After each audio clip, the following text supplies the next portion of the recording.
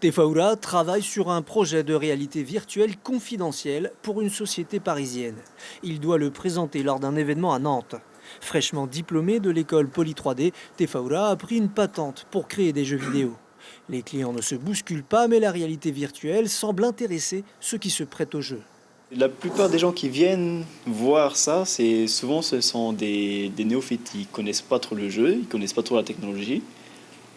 Et dès qu'ils voient ça, en fait, dès qu'ils enfilent le casque, ils voient tout de suite l'intérêt au fait de ce genre de projet. Ils sont dans un autre monde et ils sentent que ça, c'est quelque chose qui peut intéresser les gens. À lui seul, Tefaoura n'aurait pas pu présenter le projet à temps. Il a donc demandé de l'aide à son ancienne école. 4 élèves de dernière année l'ont épaulé. Hubert a conçu une pirogue à voile traditionnelle. Lui aussi, l'an prochain, après la remise de son diplôme, prendra une patente.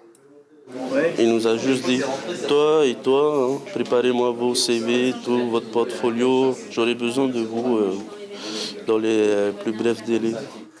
L'animation de ce Yeti est un travail qui s'imbrique dans un projet bien plus grand pour une entreprise parisienne, là aussi. Ce travail est appelé outsourcing dans leur jargon, traduisez de la sous-traitance à distance.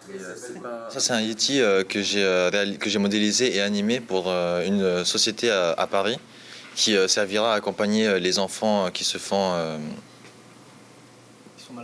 malades dans les hôpitaux, ouais, c'est ça, à les occuper. Le bénéficiaire de son travail, le voici, un dirigeant d'un studio de production digitale. Depuis Paris, il passe sa commande par visioconférence. Pour l'heure, l'école ne fait pas payer ses prestations car elle souhaite uniquement se faire connaître. C'est chose faite, avec en plus un bon indice de satisfaction de la clientèle et un avantage géographique pour une fois. À l'autre bout du monde, on a 12 heures de décalage, hein, si je ne me trompe pas. Et on pouvait trouver des gens qui pourraient nous aider à faire le relais de dossiers, de projets. Et nous, quand on dort, des gens travaillent et inversement. Du coup, je pense que la distance, c'est plutôt un avantage. L'école Poly 3D commence à être connue dans certains pays francophones et des commandes pourraient émaner de la Polynésie. Car désormais, sur le territoire, les compétences en matière de création de jeux vidéo et de réalité virtuelle existent. L'information en continu sur Polynésie la première, Internet et réseaux sociaux.